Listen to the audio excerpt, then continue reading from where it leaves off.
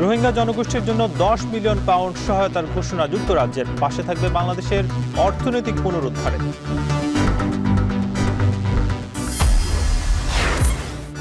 ছাত্র শিবির কর্মীদের গুম সহ পঙ্গু করার ঘটনায় অপরাধ ট্রাইব্যুনালে আরও 7 অভিযোগ। অভিযুক্ত বিভিন্ন আইনশৃঙ্খলা বাহিনী।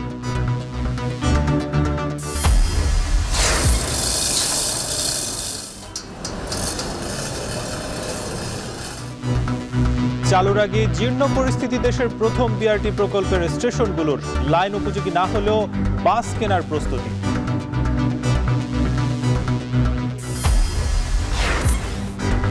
এবং ফের বাংলাদেশে উড়ন্ত চক্ষু হাসপাতাল অরবিস। উচ্চতর প্রশিক্ষণের সুযোগ পাচ্ছেন শতাধিক চিকিৎসক ও staff.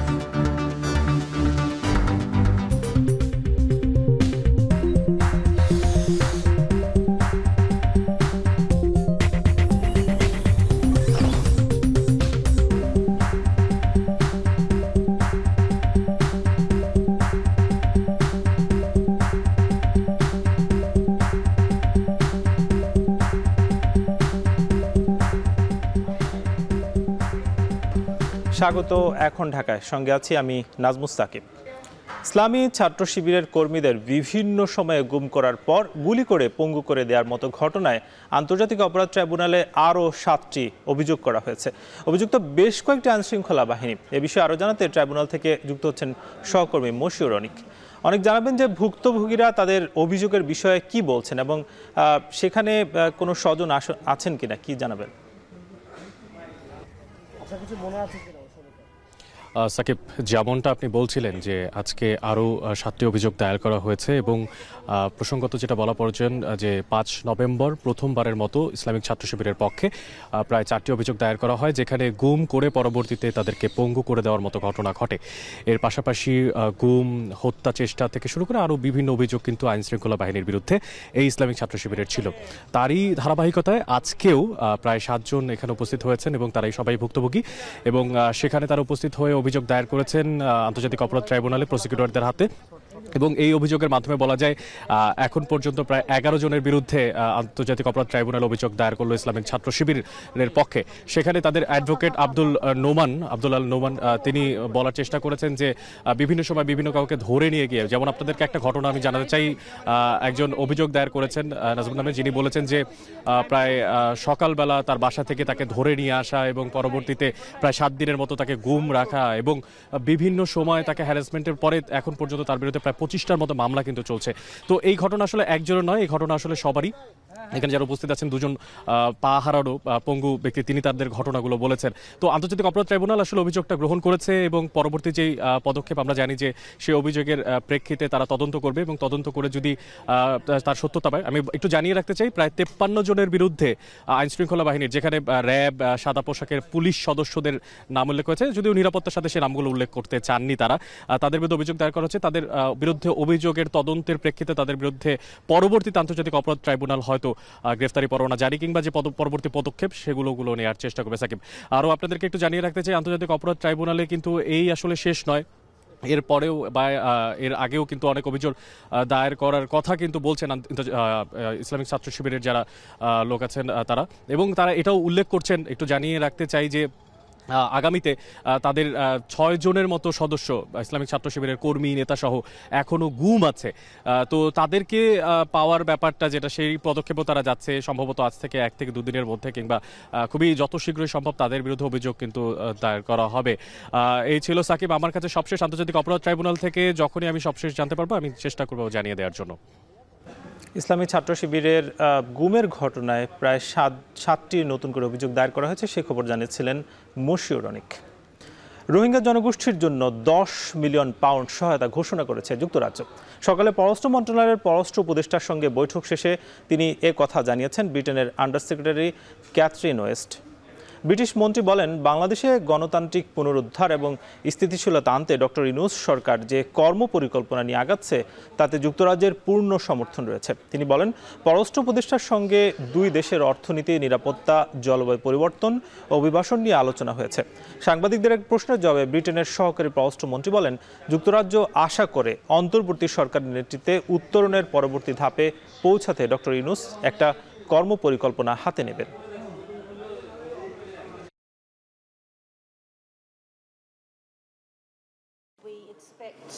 Professor Yunus to lay out his vision for how will that will unfold, and the UK will seek to support the people of Bangladesh as they move forward in the next phase. We want to support the government because it is in this period of transition. We want to support the interim government in all the work that it's doing. আবর্জনার স্তূপ তার ভেতরে ভবঘুরেদের বসবাস। হস্তান্তরের আগেই দীর্ঘশ্বাসে পরিণত হয়েছে ঢাকঢোল পেটানো জয়দেবপুর থেকে বিমানবন্দর পর্যন্ত দেশের প্রথম বিআরটি প্রকল্প। 25টি স্টেশন সহ প্রকল্পের বিভিন্ন অবকাঠামো এমনভাবে জীর্ণ যে তাতে প্রশ্ন উঠেছে আদৌ এখানে বিশেষায়িত বিআরটি সেবা চালু হবে কিনা। তবে বাস্তব পরিস্থিতি যাই হোক, এই ডিসেম্বরেই প্রকল্প হস্তান্তরের পরিকল্পনা নিচ্ছে কর্তৃপক্ষ। বিশেষজ্ঞরা বলছেন, নতুন করে খরচ না বাড়িয়ে বিদেশি কোম্পানিকে দেয়া হোক বিশেষায়িত বাস পরিচালনার দায়িত্ব। আজহার লিমনের প্রতিবেদন, ছবি তুলেছেন রিজাল করিম।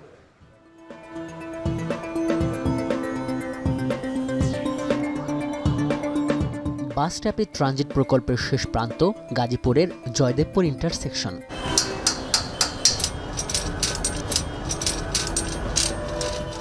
শ্রমিকদের এই ব্যস্ততাকে তুলনা করা যায় দ্রুতগামী, শব্দহীন, দূষণহীন এক যোগাযোগ অবকাঠামোর স্বপ্নকে জাগ্রত রাখার শেষ প্রচেষ্টা হিসাবে। লোক দেখানো প্রকল্প, দায়সারা নির্মাণ আর শত ভোগান্তির জঞ্জালে যে স্বপ্ন বাধা পড়ে আছে এক যুগেরও বেশি সময় ধরে। দেশের প্রথম বিআরটি প্রকল্প আদৌ আলোর মুখ দেখবে কিনা এই আলোচনা যখন চাওয়ার ভেতরে বাইরে, তখন এর সবশেষ পরিস্থিতি দেখতে 2 সপ্তাহ আগে আমরা জয়দেবপুর চৌরাস্তায়। শেষ স্প্যানের কাজ চললেও পরিস্থিতি যে কতটা নড়বড়ে তা শ্রমিকদের কথায় স্পষ্ট। শিটমেন একটা আইতে দেখা গেছে, মনে করেন যে 6 মাসের জায়গাতে 1 বছরও পার হয়ে গেছে। তাহলে এই 1 বছর আর কোনো কাজ নেই? না, 1 বছর কাজ নাই, চলছে, কিন্তু প্রকল্প অপাকে রাখে নাই, কিন্তু ধীর গতিতে চলছে। মূলত প্রশ্নবিদ্ধ প্রকল্পের একটি স্মারক হয়ে উঠেছে এই গাজীপুর থেকে বিমানবন্দর 20 কিলোমিটারের এই বিআরটি প্রকল্পটি। 2012 সাল থেকে 2016 সাল মেয়াদি এই প্রকল্পটি পৃথিবীতে সবচেয়ে দীর্ঘ বিআরটি প্রকল্প হিসেবেই রেকর্ড করেনি, এটি একই সঙ্গে রেকর্ড করেছে ব্যয়ের দিক থেকেও। এবং এই প্রকল্পটি শহরতলির মানুষের যে কতটা স্বপ্ন ভঙ্গ করেছে সেটি বোঝা যাবে এর বিবরণীর দিকে তাকালে, যেখানে বলা হয়েছে যে এই নগর যাতায়াতের একটা নতুন এবং একটি আধুনিক পরিবহন সংস্কৃতি গড়ে তোলার কথা। The first phase of the corridor will cover 20.5 kilometers. বলা হয়েছিল এভাবে বদলে যাবে শহরতলি। অভিজাত নগর পরিবহন সেবা দিতে থাকবে বিশেষায়িত এমন বাস সার্ভিস। গণমানুষের জন্য এই বাসগুলো শুধু আলাদা উৎসর্গিত লেন ধরে যাতায়াত করবে তা নয়, চওড়া হবে ভারী শিল্প এলাকা দিয়ে যাওয়া সাধারণ সড়কগুলো, উন্নত হবে ড্রেনেজ ব্যবস্থা, মেট্রো রেলের মতো উন্নত আর আধুনিক এমন স্টেশন দিয়ে রাজধানীতে যাতায়াত করবে উপশহরের মানুষেরা। কিন্তু বাস্তবায়ন সংস্থার পক্ষ থেকে যখন বলা হচ্ছে কাজ শেষ, বাকি আর মাত্র 3%, তখন আসলে এর বাস্তবতা কি? আমরা জয়দেবপুর ইন্টারসেকশন থেকে এই বিমানবন্দর যাওয়ার দিকের এই প্রথম এই বিআরটি স্টেশনে এসেছি। আমরা দেখছি যে এই নির্মাণ হওয়ার আগেই মূলত এই স্টেশনটি ভবঘুরেদের একটা আশ্রয় কেন্দ্রে পরিণত হয়েছে এবং প্রচণ্ড গন্ধ আছে এর চারপাশে। অবৈধ গাড়িগুলো তো পার্কিং করে রাখা হয়েছেই, এছাড়া আমরা দেখছি যে এই পুরো এলাকাটি একটা ভাগাড়ে পরিণত হয়েছে। পলিথিন, প্লাস্টিক সহ এলাকার যত আবর্জনা রয়েছে সবগুলোই কিন্তু এখানে স্তূপ করে রাখা হচ্ছে।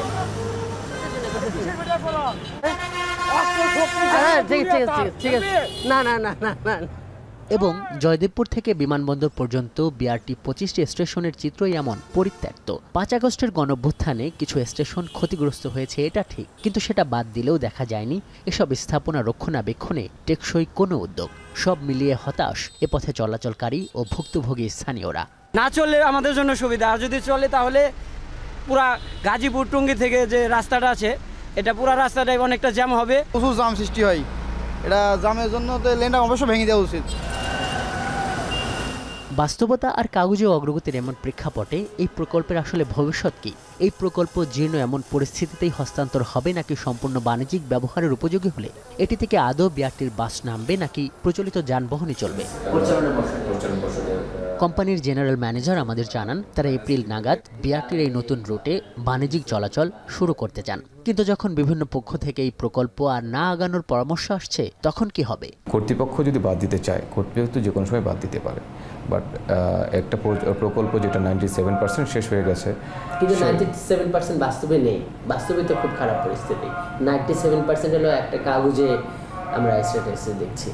ওটা আসলে এই বিষয়টা মানে ডিপেন্ড, কিংবা এই বিষয়ে মানে কথা সঠিক উত্তরটা দিতে পারে প্রকল্প অফিস থেকেই। প্রকল্পটার তো অপারেশনের দায়িত্ব আপনাদের, রাইট? রাইট। সেটা কবে হবে বলে আসেন? এটা আমরা এক্সপেক্ট করছি এপ্রিলের মধ্যে করতে পারবো আর কি, আগামী এপ্রিলের মধ্যে। সো এপ্রিলের মধ্যে কি বাসগুলো আসবে? এটা আসলে এটা ডেট স্পেসিফাই করা যাবে চুক্তি সম্পাদনের পরে।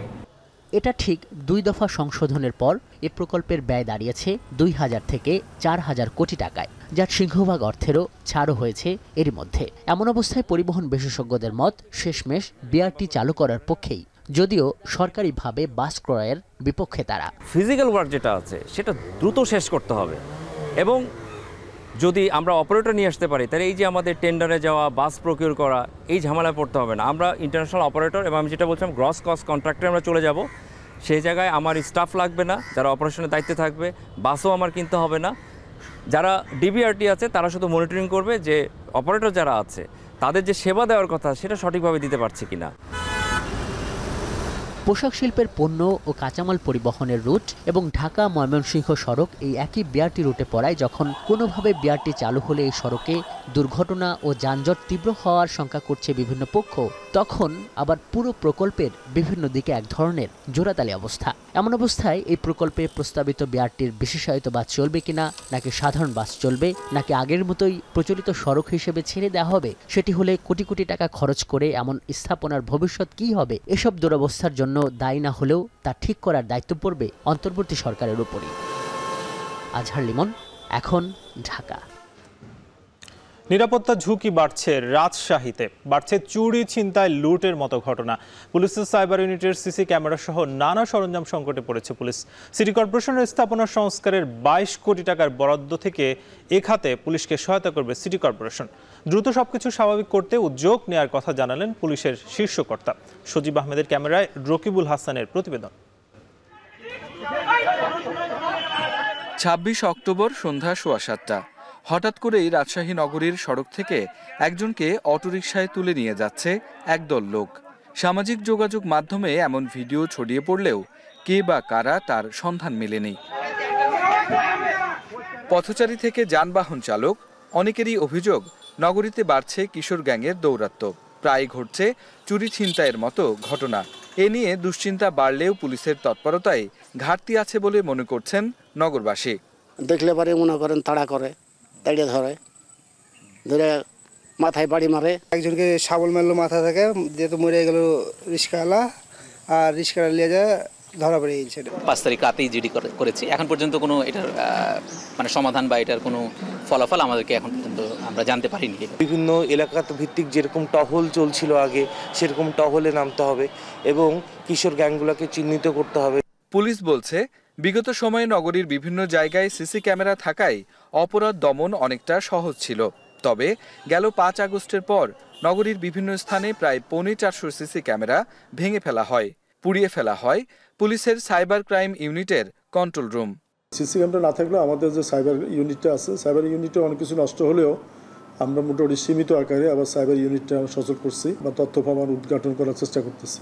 এ অবস্থায় নগরীর নিরাপত্তায় পুলিশের পাশে দাঁড়াচ্ছে রাজশাহী সিটি কর্পোরেশন। প্রতিষ্ঠানটির সংস্কার কাজে গৃহীত 22 কোটি টাকার প্রকল্পে গুরুত্ব পাচ্ছে পুলিশের সিসি ক্যামেরার বরাদ্দ। সিসিটিভিগুলো মেনটেন্যান্সের জন্য আমরা সিটি কর্পোরেশন থেকে মহানগর পুলিশকে আমরা 50,000 টাকা মান্থলি দিয়ে থাকি। এটা আরও অব্যাহত থাকবে। ভবিষ্যতে যাতে নগরবাসী নিরাপদ থাকে, দুই দপ্তর মিলে আমরা একসাথে বসে কাজ করি। নগর পুলিশের বিভিন্ন ভবনের নিরাপত্তায় এরই মধ্যে সিসি ক্যামেরা বসানোর কাজ শুরু হয়েছে। তবে সাইবার ইউনিটকে ঘুরে দাঁড়াতে কোটি টাকার সরঞ্জাম প্রয়োজন বলছে পুলিশ সদর দপ্তর। 500 সিসি ক্যামেরা হিসাব করতে গেলে এটার সাথে আনুষঙ্গিক মিলে সেটাও মানে কোটি টাকার উপরে। প্রাইভেট প্রতিষ্ঠানকে আমরা রিকোয়েস্ট করতেছি আমরা যে ওনারা যদি দেয় সেটাও আমাদের কাজে লাগাতে পারবো। 96.72 বর্গ কিলোমিটারের রাজশাহী নগর না বাড়লেও বেড়েছে মেট্রোপলিটন এলাকা এবং এখানকার নতুন নতুন আবাসিক এলাকাগুলো। 5 আগস্টের পরে রাজশাহী মেট্রোপলিটন পুলিশ বলছে এখানে চুরি ছিনতাইয়ের ঘটনা বেড়েছে সবচেয়ে বেশি এবং মেট্রোপলিটনের অধীনে 12টি থানায় চুরি ছিনতাই এবং সম্পত্তি লুটের মামলা হয়েছে প্রায় 42টি এবং অভিযোগ রয়েছে প্রায় সমান সমান। এ অবস্থায় এলাকাভিত্তিক নিরাপত্তা গড়ে তোলার পরামর্শ দিচ্ছেন নিরাপত্তা বিশ্লেষকরা। রাকিবুল হাসান, এখন পদ্মা আবাসিক, রাজশাহী। আজারবাইজানের বাকুতে চলমান বিশ্ব জলবায়ু সম্মেলনে উঠে এসেছে বাংলাদেশের ফেনী জেলার সাম্প্রতিক বন্যার ভয়াবহতা। ভারতের উজানের ঢলে ভেসে যায় ফেনী ও এর আশপাশের এলাকা। এতে দুর্যোগের মুখে পড়ে প্রায় 70 মিলিয়ন মানুষ আর আর্থিক ক্ষতি প্রায় 5 বিলিয়ন মার্কিন ডলার। এই ভয়াবহতাকে রাজনৈতিক দুর্যোগ হিসেবে তুলে ধরা হয় বিশ্বমঞ্চে। জলবায়ু বিজ্ঞানীদের মতে প্রাকৃতিক বিপর্যয়ের পাশাপাশি উন্নত দেশগুলোর রাজনৈতিকভাবে দুর্বল দেশের পরিবেশ ধ্বংস করছে। আজারবাইজানের বাকু থেকে মাহমুদ রাকিবের প্রতিবেদন। আকাশ থেকে দেখলে মনে হবে সাগরের মাঝে কিছু গাছ ভাসছে কিংবা কিছু স্থাপনা অন্য কোনো জায়গা থেকে ভেসে এসেছে, যেখানে চলছে নৌকাও। আদতে এ হলো গত আগস্টের শেষ দিকে বাংলাদেশের ফেনীর চিত্র। ভারতের উজান থেকে নেমে আসা ঢলে ডুবে যায় ফেনী ও এর আশপাশের এলাকা। অভিযোগ আছে পাশের দেশ ভারত কোনো ধরনের পূর্বাভাস ছাড়াই পানি ছেড়ে দেয় ভেসে গিয়েছিল ফেনী, শেরপুর, ময়মনসিংহ সহ বেশ কিছু এলাকা, যা ছিল অনেকটাই রাজনৈতিক। এতে ক্ষতিগ্রস্ত হয়েছিল প্রায় 70 মিলিয়ন মানুষ আর আর্থিক ক্ষতি হয়েছিল প্রায় 5 বিলিয়ন মার্কিন ডলার।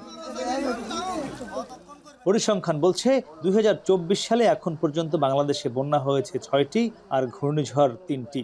এত প্রাকৃতিক দুর্যোগ কোনোভাবেই স্বাভাবিক ঘটনা নয়। এমন বাস্তবতায় আজারবাইজানের বাকুতে চলমান বিশ্ব জলবায়ু সম্মেলনে বাংলাদেশের প্রাকৃতিক দুর্যোগ নিয়ে সাইড ইভেন্টের আয়োজন করে কয়েকটি পরিবেশ বিষয়ক সংগঠন, যেখানে ফেনীর সাম্প্রতিক বন্যাকে রাজনৈতিক দুর্যোগ হিসেবে তুলে ধরা হয় বিশ্বমঞ্চে। বন্যাটা যে যতটা না প্রাকৃতিক, তার চেয়ে বেশি যে রাজনৈতিক, এই বিষয়টা আমরা বিশ্ববাসীর দরবারে তুলে ধরেছি। ভারত এখানে আমাদের কাছে মনে হয়েছে যে অনেকাংশেই আমাদের এই বাংলাদেশের 24-এর বন্যা তথা ফেনীর বন্যার জন্য দায়ী। ইভেন্টটিতে অংশ নিয়ে জলবায়ু বিজ্ঞানীরা বলছেন প্রাকৃতিকভাবে পরিবেশ বিপর্যয়ের পাশাপাশি রাজনৈতিকভাবে দুর্বল প্রতিবেশী দেশের পরিবেশ ধ্বংস করছে উন্নত দেশ। দক্ষিণ এশিয়ায় এক্ষেত্রে প্রতিবেশী দেশগুলোকে ন্যায্য পানি থেকে বঞ্চিত করছে ভারত ও চীন। পার্শ্ববর্তী রাষ্ট্র যখন তাদের বাঁধ ওপেন করে দিয়েছে, এটি বাংলাদেশকে যথাসময়ে না জানানোর কারণে আমাদের সাধারণ মানুষ, তার বাড়িঘর, তার ফসলি জমি, তার জানমাল সব নষ্ট হয়েছে। গঙ্গা, ব্রহ্মপুত্র, মেঘনা বেসিন নিয়ে আমাদের কিন্তু একটা ম্যানেজমেন্টে যেতে হবে। এখানে ভারত বা চায়না কেউ বলতে পারবে না যে বাইল্যাটারাল ইস্যুর প্রবলেমস, কারণ আপনি তাহলে রিয়েলিটি ওয়াটার জাস্টিসের কথা বলছেন, সেই ওয়াটার জাস্টিসের বিরুদ্ধে অবস্থান নিচ্ছি।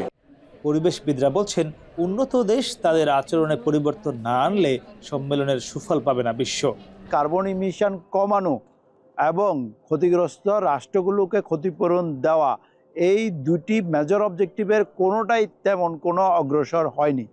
সেই হিসাবে বলা যায় যে এই আলোচনায় দায়ী রাষ্ট্রগুলো আলোচনার নামে সময় ক্ষেপণই করছে। ক্ষতিগ্রস্ত রাষ্ট্রগুলো যে আসলে আন্তরিকভাবে এটির কোনো সমাধান চায় এমন কোনো ইঙ্গিত এখনো পর্যন্ত দেখা যাচ্ছে না। উন্নত দেশগুলো পরিবেশের ভারসাম্য রক্ষা না করে উল্টো পরিবেশ বিরোধী কার্বন ও নানান জ্বালানি ব্যবহার দিন দিন বাড়াচ্ছে, পাশাপাশি দুর্বল দেশগুলোকে রাজনৈতিকভাবে নানা দিক দিয়ে প্রাকৃতিক বিপর্যয়ের দিকে ঠেলে দিচ্ছে, যা পরিবেশ ধ্বংসকে আরও ত্বরান্বিত করছে। তাই পরিবেশ কর্মীরা বলছে এই পৃথিবী টিকে থাকবে নাকি খুব শিগগিরই ধ্বংস হবে, এখন তা পুরোপুরি নির্ভর করছে এই বিশ্ব মোড়লদের উপরেই। মাহমুদ রাকিব, এখন বাকু, আজারবাইজান। বাংলাদেশের ব্যবসা করার ক্ষেত্রে মূল্যস্ফীতি, মন্দা এবং দারিদ্র্য বৈষম্যকে অর্থনৈতিক ঝুঁকি হিসেবে মনে করে সিপিডি। রাজধানীতে সকালে ব্যবসায়িক পরিবেশ সংস্কার নিয়ে গবেষণা সংস্থাটির এক সেমিনারে এ কথা জানানো হয়। Why not be having a hub or a hub where all these kinds of documents to be preserved, so that any company who would like to be registered will just submit their documents online there, and government authorities can just check those documents in that from that national hub. চট্টগ্রামের EPZ এলাকায় আগুনে পুড়ে গেছে আকমল আলী ঘাটের জেলে পল্লী। শনিবার রাত 12টার দিকে এই ঘটনা ঘটে। ফায়ার সার্ভিসের 3টি ইউনিটের প্রায় 4 ঘন্টার চেষ্টায় ভোরের দিকে আগুন নিয়ন্ত্রণে আসে। একটি তেলের দোকান থেকে আগুনের সূত্রপাত হয় বলছে ফায়ার সার্ভিস। জানায় আগুনে 20টিরও বেশি বসতঘর সহ পুড়ে গেছে জেলেদের মাছ ধরার জাল, তেলের দোকান ও বেশ কয়েকটি ব্যবসা প্রতিষ্ঠান। পাশেই সমুদ্র থাকায় দ্রুত আগুন নিয়ন্ত্রণে আনা সম্ভব হয়েছে। আগুনে বিপুল ক্ষয়ক্ষতির দাবি করছে জেলেরা, তবে এর সঠিক পরিমাণ এখনও নিরূপণ করা সম্ভব হয়নি বলছেন ফায়ার সার্ভিসের কর্মকর্তারা।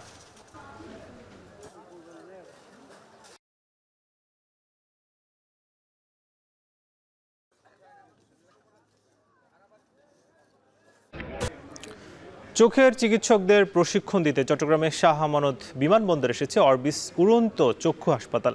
সেখানে আছেন সহকর্মী মুজাহিদ শুভ। বিস্তারিত জানাতে যুক্ত হচ্ছে তার সঙ্গে। শুভ, জানাবেন যে কতজন চিকিৎসককে কী ধরনের প্রশিক্ষণ দেওয়া হচ্ছে এবং দেশের চক্ষু চিকিৎসায় কী ধরনের ভূমিকা রাখবে এই সেবা?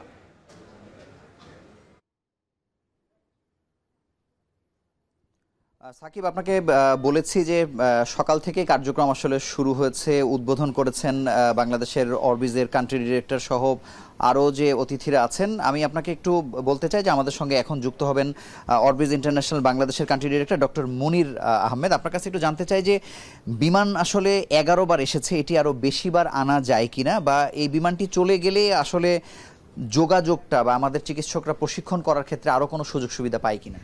থ্যাংক ইউ আপনাকে। আমাদের এইটা 11 বারের মতো এখানে এসছে চিটাগংয়ে। তো আমরা আসলে ঢাকা এবং চিটাগং দুই জায়গায় সিলেক্ট করতে পেরেছি, কারণ এখানে রানওয়ে, পার্কিং এরিয়া, তারপরে আপনার একটু ফ্রি জায়গা, এগুলো দরকার। সেই কারণে আমরা জানি আপনার 3rd টার্মিনাল হওয়াতে আমরা এইখানে আমাদের ministry of health and family welfare ওনারা আমাদেরকে বলেছেন যে এটা চিটাগংয়ে হলে ভালো হয়। এবং আমরা আসলে যৌথভাবে, যেহেতু ministry of health and family welfare, national eye care, ophthalmic society of Bangladesh, Bangladesh কলেজের ফিজিশিয়ানস অ্যান্ড সার্জনস এবং প্রফেশনাল সোসাইটির যারা আছে তাদের সাথে কনসালটেশন করে আমরা আসলে একটা অর্গানাইজিং কমিটি করেছিলাম ন্যাশনালি। তারাই সাপোর্ট করেছে যে এটা চিটাগংয়ে হলে ভালো হয়। আচ্ছা, একটু আপনার কাছে জানতে চাই যে এই প্রত্যেকটা কামরাতে আসলে অনেকভাবে আসলে প্রশিক্ষণ দেওয়া হচ্ছে। আপনি আমাদেরকে একটু বলেন যে আসলে এই কামরাটিতে আসলে কোন ধরনের মেশিন আছে চোখের, বা আমরা আসলে কি ধরনের প্রশিক্ষণ দিচ্ছি? আচ্ছা, সবচেয়ে বড় কথা হলো যে এই কামরাতে লেটেস্ট যে টেকনোলজিটা, আপনি জানেন যে এখানে এডুকেশন এবং স্কিলস ডেভেলপমেন্টের ক্ষেত্রে, টেকনোলজি ইনোভেশনের ক্ষেত্রে ওয়েস্ট বা ওয়েস্টার্ন কান্ট্রি সবসময় এগিয়ে আছে। এই ডিসপ্যারিটিটা কমানোর জন্য আসলে ফ্লাইং আই হসপিটাল সারা পৃথিবীতে ঘুরে বেড়ায়, যাতে করে ইনইকুইটি অর্থাৎ অসমতা যাতে না থাকে আপনার স্কিলসের ক্ষেত্রে। তো এইখানে যেগুলো আছে সেখানে প্রথম কথা হলো যে ট্রেনিংটা সাধারণত হয় আপনার দুইভাবে। একটা হলো হ্যান্ডস অন ট্রেনিং আমরা করি। সেটা হলো আপনার জানেন যে যারা কাজ করতেছেন তারা এই হ্যান্ডস অন ট্রেনিং তারা নিজেরা অ্যাকচুয়াল চোখের উপরে কাজ করবেন, কিন্তু তার আগে সিমুলেশনে তারা বিভিন্ন মেশিনে তারা ওই স্কিলসটা আগে অর্জন করে নেয়, করার পরে তারপরে এখানে যায়, যাতে করে কোনো ধরনের সমস্যাটা না হয়। এটাই তারা করে। বাংলাদেশ গভর্নমেন্টের পক্ষ থেকে কি আপনারা সেই ধরনের সহযোগিতা পান এই বিমান যেবার আসে বা এগুলোকে কন্টিনিউ করার ক্ষেত্রে? হ্যাঁ, এক্স্যাক্টলি। আমরা অত্যন্ত আনন্দিত যে ministry of health and family welfare ministry এবং সিভিল এভিয়েশন অ্যান্ড ট্যুরিজম ওনারা আমাদেরকে এই অ্যাপ্রুভাল না দিলে আমরা এতটুকু আসতে পারতাম না। ওনারা আমাদেরকে অনেক সহায়তা। আপনাকে অসংখ্য ধন্যবাদ আমাদের সঙ্গে যুক্ত হওয়ার জন্য। যেমনটি বলছিলাম যে এই অনেকগুলো কামরাতে আসলে চিকিৎসকরা, বায়োমেডিক্যাল ইঞ্জিনিয়ার এবং নার্স যারা আছেন, সব ধরনের মানে একটি চোখের সর্বাধুনিক চিকিৎসা দেওয়ার জন্য আসলে যে জনবল লাগে তারা সবাই আসলে এসেছেন এখানে, প্রশিক্ষণ নিচ্ছেন এবং সারা দেশ থেকে তাদেরকে বাছাই করা হয়েছে। সারা দেশে তারা যখন ছড়িয়ে যাবেন বিশ্বের সর্বাধুনিক প্রযুক্তির যে চিকিৎসা চোখের রোগগুলোর ক্ষেত্রে, অন্ধত্ব প্রতিরোধের ক্ষেত্রে, সেটি আসলে তারা দেবেন। এবং বলা যায় যে বাংলাদেশের অন্ধত্ব রোধে বা অন্যান্য চোখের রোগ প্রতিরোধে এই বিমান যে বারবার আসছে, 11তম বার এসে যে প্রায় হাজারো চিকিৎসক বা অন্যান্য স্টাফদেরকে যে প্রশিক্ষণ দিয়েছে, এটি এই চোখের রোগগুলো রোধে গুরুত্বপূর্ণ ভূমিকা পালন রাখছে। এবং বাংলাদেশের চিকিৎসকরা চান এটি যেন আরও ফ্রিকুয়েন্টলি বা বারে বারে বা 1 বছর 2 বছর অন্তর যেন বাংলাদেশে আসে। তো এই ছিল এখানকার সবশেষ খবর। নাজমুস সাকিব। অরবিস উড়ন্ত চক্ষু হাসপাতালের খবর চট্টগ্রাম থেকে যুক্ত হয়ে জানাচ্ছিলেন মুজাহিদ শুভ। অন্তর্বর্তী সরকারের 100 দিন পূর্তি উপলক্ষে যুব ক্রীড়া মন্ত্রণালয়ের অগ্রগতি বিষয়ে সংবাদ সম্মেলন করছেন উপদেষ্টা আসিফ মাহমুদ। আমরা সেখানে যুক্ত হচ্ছি। কারোর সাথে যে পরামর্শ করবো এমন একটা লোক পর্যন্ত ছিল না। তো স্টেক হোল্ডারদের সাথে কনসালটেশনের মাধ্যমে এবং গঠনতান্ত্রিক অনেক জটিলতা ছিল, সেগুলো দেখে নিয়মতান্ত্রিক উপায়ে আমরা বিসিবির যেই আইসিসির যেই ফ্রেমওয়ার্ক আছে তার মধ্যে থেকে নিয়মতান্ত্রিকভাবে আমরা বিসিবিতে পরিবর্তনটা এনেছি এবং এটা বাস্তব যে জোড়াতালি দিয়ে চলছে, কারণ অনেক ডিরেক্টররা এখন নেই এবং কিভাবে নতুন ডিরেক্টর বা আমরা যে বিসিবির গঠনতন্ত্র আছে তার ভিত্তিতে নতুন ডিরেক্টরদেরকে আমাদের নিতে হবে এবং সেটা নেওয়ার ক্ষেত্রেও কিছু চ্যালেঞ্জ আছে। যেমন আমাদের ক্রীড়া সংস্থাগুলো এখনো পুনর্গঠন হয়নি, পুনর্গঠনের কার্যক্রম চলমান আছে, আপনারা জেনেছেন। সেগুলো পুনর্গঠন হলে তার মাধ্যমে নিয়মতান্ত্রিক উপায়েই আরও নতুন ডিরেক্টর ইনক্লুশন হবে। তারপরে বিসিবির ডিপার্টমেন্টগুলো ডিস্ট্রিবিউট করার ব্যাপার আছে এবং সেগুলো ডিস্ট্রিবিউট করার মাধ্যমে বিসিবির কার্যক্রমে আরও গতিশীলতা আসবে বলে আমি মনে করি। উপদেষ্টা মহোদয়, আমি মেহেদী নাইম, আমি 71 টিভিতে কাজ করি। আপনি একবার স্ট্যাটাস দিয়েছিলেন যে আমি মনে হয় দুর্নীতি মহাসাগরে এসে পড়েছি এই ক্রীড়াঙ্গন পরিচালনা করতে গিয়ে। আপনি নিশ্চয়ই জানেন যে দেশ স্বাধীন হওয়ার পরে যে ফেডারেশনগুলা 55টা ফেডারেশন, তাদের ম্যাক্সিমামই হচ্ছে কোনো প্রকার অর্জন নাই ইন্টারন্যাশনাল। তারা বছরের পর বছর তারা সরকারের ফান্ড খরচ করছে এবং যেই আপনি সংস্কার এনেছেন, কিন্তু অনেকগুলো ফেডারেশনই তাদের অনেক লোন রেখে দিয়েছে। আমি যদি একটা উদাহরণ দিই, সেটা হচ্ছে বাংলাদেশ ফুটবল ফেডারেশন। সেখানে বর্তমানে নতুন কমিটি এসেছে, নির্বাচিত কমিটি, কাজী সালাউদ্দিন, তিনি প্রায় 33 কোটি টাকা লোন রেখে গিয়েছেন। হ্যাঁ, যেটার কোনো আসলে হিসাব তিনি দিয়ে যান না। এটা তো এই দায় তো বাংলাদেশ সরকারি কিংবা ফুটবল ফেডারেশনই পরিশোধ করতে হবে। হ্যাঁ, এখন তারা এই দায় তো আর নেবে না। এতদিন বিচার করা যায় না, ফিফা হস্তক্ষেপ করবে বা এরকম একটা বিষয় ছিল। এখন তো তারা সেই ব্যাপারটা নাই। সুতরাং এখন কি তাদের বিচার কিংবা তাদের হিসাব কিতাব দেওয়ার আওতায় আনা হবে কিনা? শুধু বাফুফে না, প্রতিটা ফেডারেশন এরকম প্রতিটি ফেডারেশনের জবাবদিহিতা আর নিশ্চিত করার জন্য আমরা ইতিমধ্যে বলেছি যে প্রতি বছর তাদেরকে একটা প্রোগ্রেস রিপোর্ট, তারা কি কাজ করেছেন এবং অডিট রিপোর্টটা আমাদের জাতীয় ক্রীড়া পরিষদে যেন সাবমিট করে এবং নতুন নেতৃত্ব দায়িত্ব নেওয়ার পরে বিসিবি এবং বাফুফে উভয়কেই এক্সটার্নাল অডিট করার জন্য মন্ত্রণালয়ের পক্ষ থেকে আমরা নির্দেশনা দিয়েছি। বিসিবি ইতিমধ্যেই এক্সটার্নাল অডিট শুরু করেছে এবং বাফুফেও শুরু করবে এবং সেখানে আর্থিক কেলেঙ্কারির যদি কোনো পাওয়া যায় তাহলে সেক্ষেত্রে আইনি ব্যবস্থা নেওয়ার জন্য আমাদের পক্ষ থেকে। অন্তর্বর্তী সরকারের 100 দিন উপলক্ষে কথা বলছিলেন উপদেষ্টা আসিফ মাহমুদ। পাণ্ডুলিপি পরিমার্জনের কারণে বই ছাপাতে একটু বিলম্বিত হচ্ছে, তবে জানুয়ারিতেই বই হস্তান্তর করা সম্ভব বলে জানাচ্ছেন প্রাথমিক ও গণশিক্ষা মন্ত্রণালয়ের উপদেষ্টা অধ্যাপক ডাক্তার বিধান রঞ্জন রায় পোদ্দার। মানুষ সরকারের কাছ থেকে নিরাপত্তা চায়, সেটা সবচেয়ে গুরুত্বপূর্ণ বিষয়। আরেকটা প্রসঙ্গ আমাদের অর্থনীতি। তবে এই বিষয়টা অনেক জটিল, অনেক কিছুর উপর নির্ভর করে। কিন্তু আপনাদের যে ডিপার্টমেন্টের যতটুকু দায়িত্ব তা যদি ঠিকমতো পালন করেন, আমি আশা করি আমাদের অবস্থার আরো উন্নতি ঘটবে। ভয়াবহ বায়ু দূষণে ধোঁয়ায় ঢাকা পড়েছে ভারতের আগ্রার তাজমহল। আগ্রা এর আশপাশের এলাকায় শস্যের গোড়া পোড়ানো দূষণের মাত্রা বেড়েছে কয়েক গুণ। ধোঁয়ায় রাজধানীর দিল্লি এবং ভারতের উত্তরাঞ্চলে ব্যাহত হচ্ছে বিমান ও রেল চলাচল। বিপাকে পড়েছেন দিল্লির বাসিন্দারা।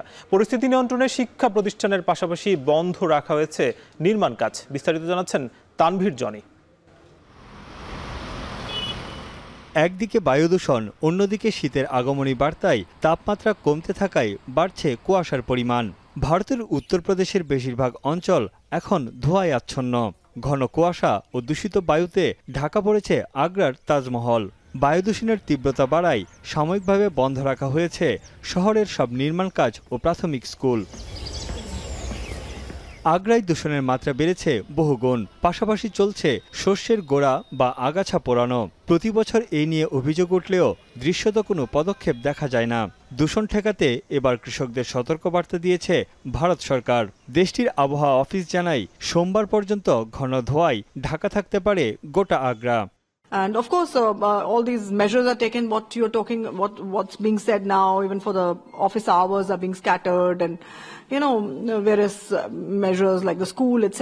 They're mostly reactive measures. If you have to advise, you should advise for all year round. বাতাসের দূষণের কারণে দিল্লি ও উত্তর ভারতে ব্যাহত হচ্ছে বিমান ও ট্রেন চলাচল। হাসপাতালগুলোতে বেড়েছে শ্বাসকষ্টজনিত রোগীর সংখ্যা। এমন পরিবেশে বাইরে চলাচল করতে নানা সমস্যার সম্মুখীন হচ্ছেন দিল্লির বাসিন্দারা। अच्छा एनवायरनमेंट होता था, साफ हवा होती थी, लंबा भागा जाता था, बट अभी इतनी ज़्यादा सांस फूलने लग गई, पोल्यूशन इतना ज़्यादा हो रहा है, खांसी भी हो रही है बीच बीच में, गला खट्टा हो रहा है और लंबी रन नहीं हो पा रही। पॉल्यूशन का तो सुबह से आप जब से 5 बजे से भी आप उठ के देखें तो सामने फॉग और स्मोक होता है, आंखों में जलन, सांस लेना मुश्किल, बहुत परेशानी का सामना करना पड़ता है। প্রতি বছর শীতকালে দিল্লিকে এই ধোঁয়ার সঙ্গে লড়াই করতে হয়। চলতি বছরে দিল্লির দূষণের প্রায় 38% হয়েছে খড় পোড়ানোর কারণে। দ্য ল্যান্সেট মেডিকেলের এক গবেষণায় দেখা যায় ভারতে 17 লাখ মানুষের অকাল মৃত্যুর জন্য দায়ী নিম্নমানের বায়ু। তানভীর জানি, এখন বিশ্ব। যুক্তরাষ্ট্রের নবনির্বাচিত প্রেসিডেন্ট ডোনাল্ড ট্রাম্পের নেতৃত্বাধীন প্রশাসনের সাথে বন্ধুত্বপূর্ণ সম্পর্ক বজায় রেখেই কাজ করার ইচ্ছা প্রকাশ করেছেন চীনের প্রেসিডেন্ট শি জিনপিং। শনিবার পেরুর লিমায় অ্যাপেক শীর্ষ সম্মেলনের সমাপনী দিনে যুক্তরাষ্ট্রের বর্তমান প্রেসিডেন্ট জো বাইডেনের সাথে দ্বিপাক্ষিক বৈঠকে কথা বলেন শি। আর যুক্তরাষ্ট্রের বর্তমান প্রেসিডেন্ট জো বাইডেন মনে করেন ওয়াশিংটন বেজিং সম্পর্কে প্রতিযোগিতা থাকলেও সংঘাতপূর্ণ অবস্থান নেই। অ্যাপেক শীর্ষ সম্মেলনের শেষ দিনের বিস্তারিত সতীর্থ কর্মকারের প্রতিবেদনে। Seventh President of the United States, Donald J. Trump. নির্বাচনী প্রচারে নেমে অহরহ চীনা পণ্যের ওপর অতিরিক্ত শুল্ক আরোপ কিংবা দ্বিপক্ষীয় বাণিজ্য নীতি কঠোরের বুলি আউড়েছেন যুক্তরাষ্ট্রের প্রেসিডেন্ট ইলেক্ট ডোনাল্ড ট্রাম্প।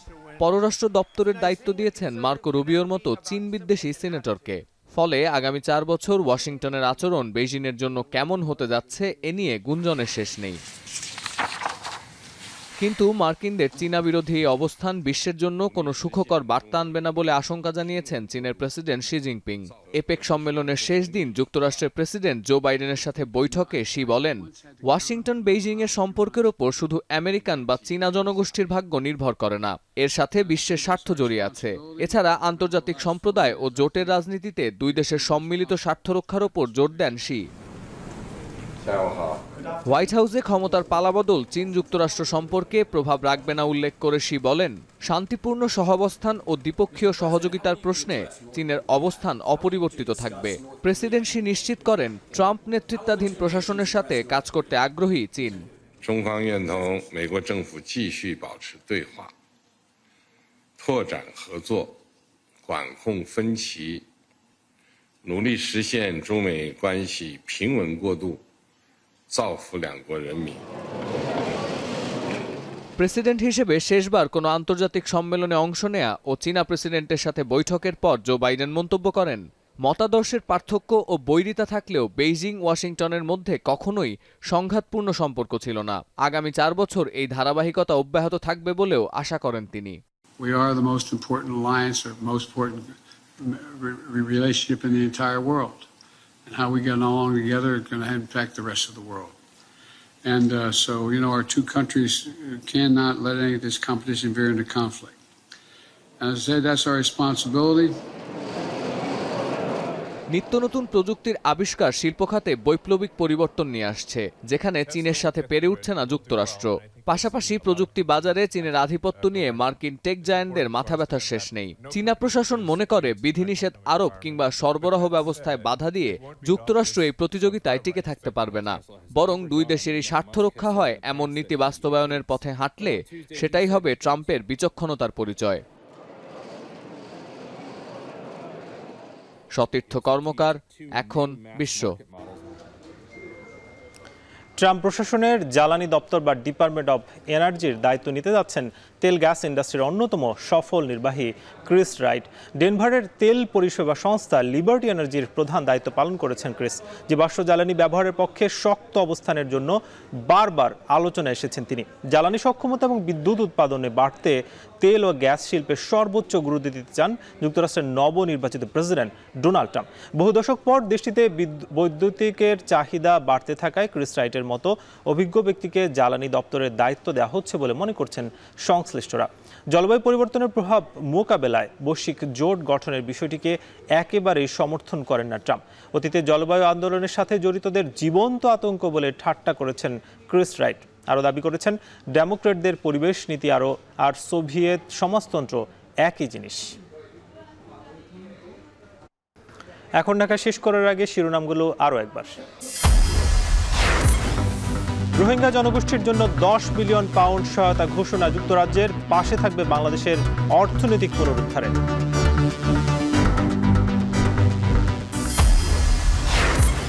ছাত্র শিবির কর্মীদের গুমসহ পঙ্গু করার ঘটনায় অপরাধ ট্রাইব্যুনালে আরও 7 অভিযোগ, অভিযুক্ত বিভিন্ন আইনশৃঙ্খলা বাহিনী।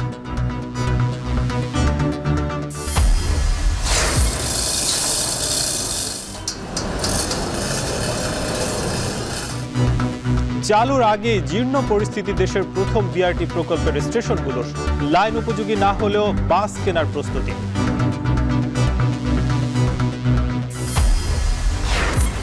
এবং ফের বাংলাদেশে উড়ন্ত চক্ষু হাসপাতাল অরবিস, উচ্চতর প্রশিক্ষণের সুযোগ পাচ্ছেন শতাধিক চিকিৎসক ও স্টাফ।